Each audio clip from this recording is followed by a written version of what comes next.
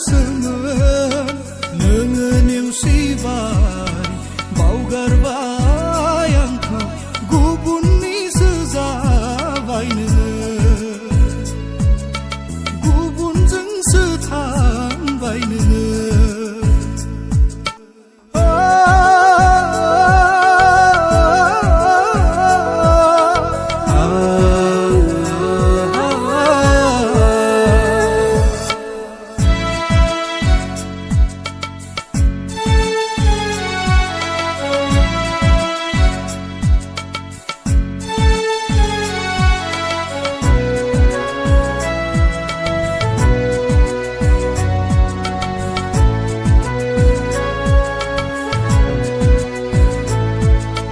मोजां मोननायाव सेफायबाय आंनि फोथायनाय फोथायफिननो हाबावगोन ना अननायनि सायाव